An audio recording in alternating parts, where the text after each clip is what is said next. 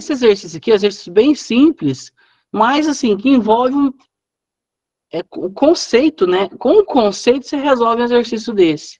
Sem o conceito, você não resolve, você vai chutar, né? Infelizmente. Veja, denominam-se cargas os elementos de um circuito elétrico que se opõem à passagem de corrente elétrica. Essencialmente, distingue-se três tipos de cargas: cargas resistivas, capacitivas e indutivas.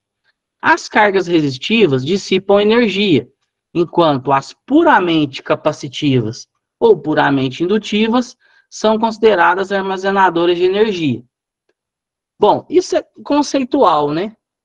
O indutor e o capacitor, eles não dissipam potência. Vale destacar que o indutor e o capacitor ideal não dissipam potência.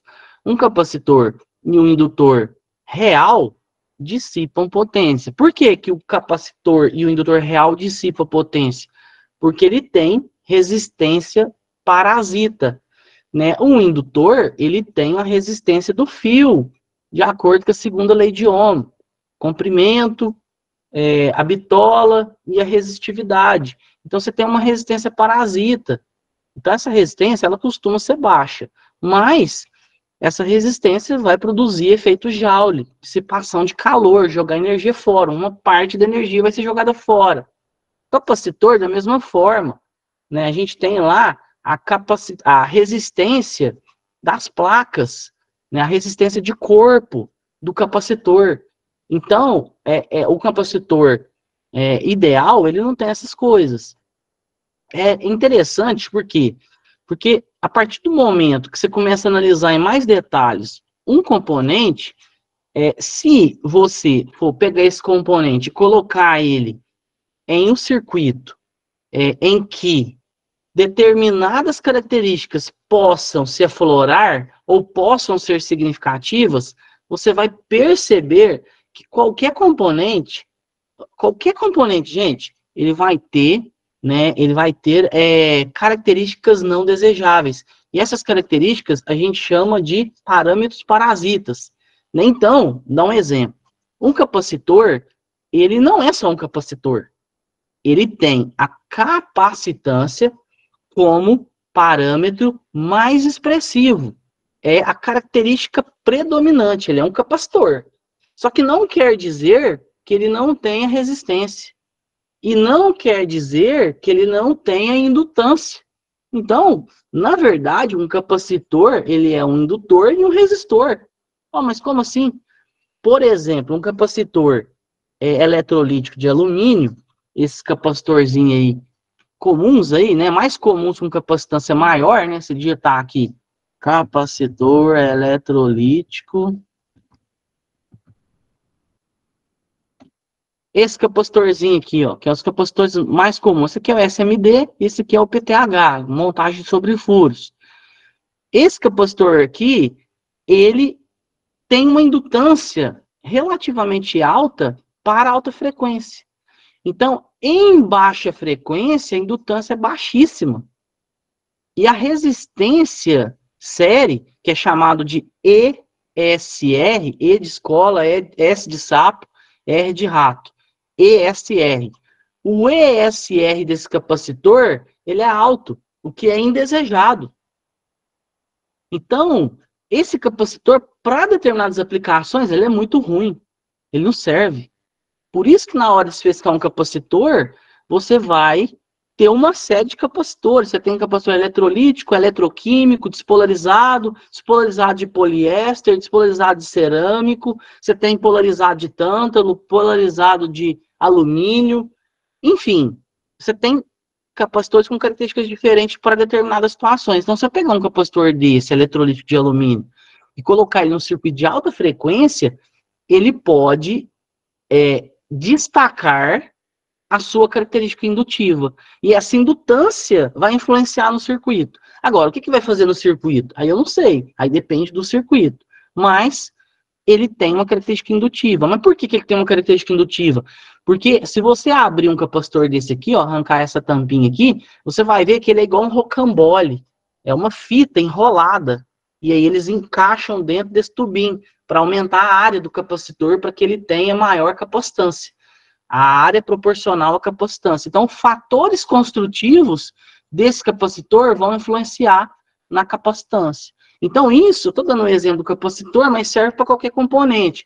Um diodo, ele tem uma capacitância de corpo, ele tem uma capacitância de difusão, ele tem uma resistência parasita. Então, isso serve para outros componentes também. Na maioria dos casos, a gente despreza essas características indesejáveis, mas tem que tomar um certo cuidado, dependendo da aplicação. Isso eu estou falando em relação a projetos, se eu for fazer um projeto, né? Você tem que tomar um certo cuidado em relação a isso. Fechar aqui, vamos voltar aqui para o nosso contexto, né? Então, beleza. Os capacitor indutor ideais, né, que é o caso desses aqui, eles não dissipam potência, eles não transformam energia elétrica em calor, eles só armazenam energia, o capacitor armazena diferença de potencial em forma de campo elétrico, e o indutor armazena corrente elétrica em forma de campo magnético. Então, essa é a característica. Aí, veja, eu tenho uma fonte de 12, eu tenho uma lâmpada L1, uma lâmpada L2 e uma lâmpada L3. Aí ele pergunta o seguinte: se o circuito mostrado acima é alimentado por uma fonte de tensão contínua de 12 e as lâmpadas são de 12 volts, 6 watts, observa-se que em regime permanente, olha o detalhe, o capacitor e o indutor, eles só vão influenciar se houver variação. Então, eles vão influenciar, eles vão causar oposição só se houver, né, basicamente, ou um sinal variável ou um sinal alternado. Um sinal contínuo, essa fonte contínua aqui, ó, de entrada, de 12, ela é invariável no tempo, teoricamente. Então, o capacitor, ele vai se comportar como uma chave aberta. E o indutor vai se comportar como um curto-circuito. Começar pelo indutor. O indutor, o elemento de oposição do indutor é chamado reatância indutiva. A reatância indutiva, ela é dada por ômega vezes L. O capacitor, a oposição do capacitor é chamada de reatância capacitiva. A reatância capacitiva é 1 sobre ômega C. Analisando a equação da oposição, a gente já nota que eles têm características parecidas, mas inversas. Né? O ômega, a frequência influencia, aqui a frequência influencia, só que o indutor tem a característica oposta ao capacitor. Bom, mas o que é o ômega, então? Então, a gente poderia reescrever aqui, ó, reatância indutiva, perdão, vai ser igual a 2π vezes F. Então, o ômega aqui é chamado de frequência angular. Alguns gostam de chamar de velocidade angular. Não é muito usual, não, no meio técnico, né? Frequência angular. A frequência angular é 2π vezes F, vezes L. Tem esse L aqui. Então, essa é a reatância indutiva. E a reatância capacitiva? Então, vai ser a mesma coisa, só que com os termos no denominador. 2π vezes F vezes C. Então, basicamente, o capacitor e o indutor, ele sofre influência da frequência. O que é frequência? Frequência é a variação em um intervalo de tempo. Então, a frequência está relacionada ao período, e o período é o tempo necessário para se completar um ciclo. Tempo necessário para que um sinal se complete um ciclo. E o que é um ciclo? É o que não se repete. Então, o capacitor e o indutor, eles são influenciados pela variação do sinal. Quanto mais variação, o indutor tem um comportamento. Quanto mais variação, o capacitor tem outro comportamento. Nesse caso aqui, se eu considerar que o sinal da fonte lá de alimentação é um sinal contínuo, é um sinal DC, aqui está falando que é um sinal de 12 volts, não há variação. Então, a frequência desse sinal vale zero. Por que que vale zero? Frequência é, basicamente, quantas vezes um ciclo se repete. Um ciclo de variação. Como aqui eu não tenho variação, eu não tenho frequência. Então, se a frequência vale zero, esse termo aqui vale zero, e esse termo aqui vale zero. Nesse caso aqui, então, a reatância indutiva para uma situação em que nós temos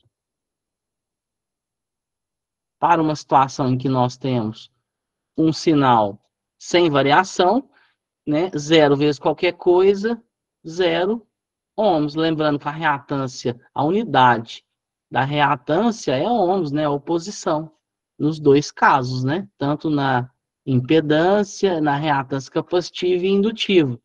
Nesse caso aqui, 1 dividido por zero, né? Se eu for diminuindo o valor do numerador, o que eu estou fazendo com o resultado? O quociente, eu estou basicamente aumentando ele. Então, qualquer um número dividido por zero vai tender ao infinito, ao circuito aberto. Então, veja que nesse caso, ó, o comportamento foi o oposto. Então, em corrente contínua, o capacitor ele se comporta como uma chave aberta. O indutor se comporta como uma chave fechada. Então, lembre-se disso, né? Então, é um conceito rápido. Outra forma, não vou entrar muito em detalhes aqui, mas que pode destacar é que a tensão no indutor ela é igual à indutância vezes a variação, né? A derivada da corrente no indutor em relação ao tempo. E a corrente no capacitor é igual a capacitância vezes a variação da tensão no capacitor em relação ao tempo. Em outras palavras, para que eu tenha tensão no indutor, para que eu tenha uma queda de tensão em cima dele aqui, ó, um VL, mais e menos, imagino que a corrente está entrando aqui, eu tenho que ter variação de corrente. Se eu não tenho variação de corrente, esse termo vale zero. Então, a tensão no indutor vai ser zero. E zero no indutor é basicamente o curto, né? Por quê? Porque tensão não é resistência vezes corrente. Se a tensão é zero, está circulando uma corrente. Então, quer dizer que a resistência, ou mais especificamente a reatância, vai valer zero. Com capacitor, filosofia é a mesma. Nesse caso aqui, ó, tem que ter variação de tensão para eu ter corrente. Se eu não tenho variação de tensão, ó, não tem variação de tensão. O que acontece com a corrente? É zero. Então, se eu tenho um capacitor aqui, e esse capacitor foi ligado a uma fonte de corrente contínua, o capacitor carregou, né? Ele foi lá e carregou, fez o ciclo de carga, saiu de 0 volts e carregou com a tensão da fonte, VCC, e vai ficar infinitamente, né, nesse valor, até que uma carga seja colocada aqui, né, em paralelo, para drenar a corrente. Se essa corrente vale zero, quer dizer, então, que esse capacitor se comporta como uma chave aberta. Certo? Então, esse conceito, eu sei que muitos aí estão cansados de saber, principalmente por causa da eletrônica 2, né? Lá na eletrônica 2, na 1 e na 2, mas na 2 eu exploro bastante isso aí. Aqui ficou fácil. Ó, se o circuito mostrado acima é alimentado por uma fonte de tensão contínua de 12, e as lâmpadas são de 12, 6 watts, observe-se que em regime permanente. Então, o primeiro ponto aqui, as 3 lâmpadas L1, L2 e L3 ficarão apagadas, pois lâmpadas incandescentes só operam com corrente alternada. Falso. Lâmpadas incandescentes, elas operam com alternada e com contínuo. Detalhe, né? Uma lâmpada, quando você compra uma lâmpada lá de 127 volts incandescente, o que está bem não usual, né, nos dias atuais, mas você acha ainda essas lâmpadas. Ela foi projetada, especificada para ser alimentada com alternada. Mas se você pegar a contínua e aplicar nela, ela vai funcionar, porque ela é um resistor. Ela é um resistor. Agora, ela vai funcionar nas condições nominais? Provavelmente não. Eu não sei falar com precisão, porque é uma lâmpada incandescente.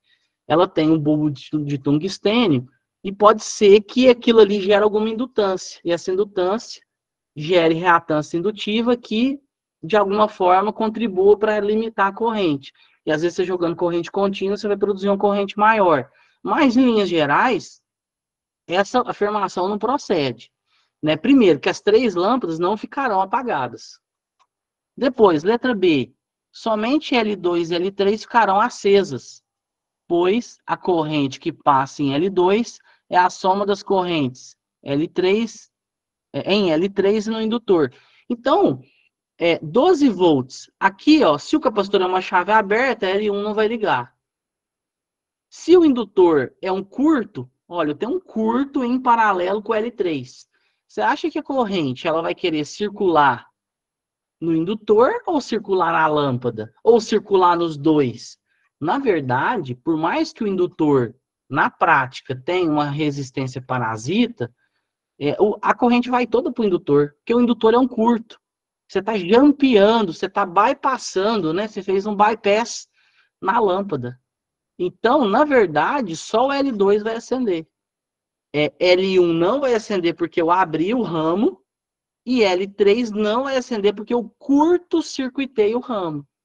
Então, eu vou ter uma fonte de 12, uma lâmpada L2, fechando o curto pelo indutor e fechando para o 12. Agora, poderia ser uma pergunta interessante. Esse indutor ele é de 1 Henry, que é uma indutância muito grande. Se esse indutor fosse de uma indutância diferente, 100 microhenries, 1 milihenry, 10 milihenries, nesse caso, não influenciaria em nada. Porque eu não estou analisando regime transitório. Eu não estou analisando ao ligar e ao desligar. Eu estou analisando o circuito em regime permanente. Em regime permanente, o indutor é um curto, com 1 milihenry, com 1 microhenry, com 10 microhenry, enfim, o indutor é um curto sempre.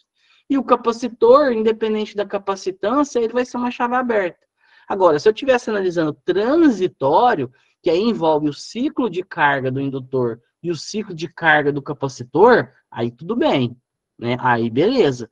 Aí, quanto maior o elemento armazenador de energia, maior vai ser o tempo de carga desses elementos, para que eles armazenem energia, em forma de campo elétrico ou forma de campo magnético. Então, resumindo, aqui, ó, a resposta certa, letra D, somente L2 ficará acesa, pois está em série com a fonte de alimentação. Aqui está falando que é só a L1, está errado, e as 3 ficarão acesas no item C também está incorreto, né? Então, assim, eu contextualizei e tal, mas num exercício desse, você bateu o olho e falou, ó, não faz sentido, né? Esse capacitor aqui deixou o circuito aberto, e esse indutor curto-circuitou. Né? Então, ficar atento a isso, porque em exercícios de circuitos 1, em exercícios de eletrônica, tipicamente, a gente não trabalha com transitório, não é análise transitória. Então, esses elementos são colocados para, vamos dizer, explorar a sua análise.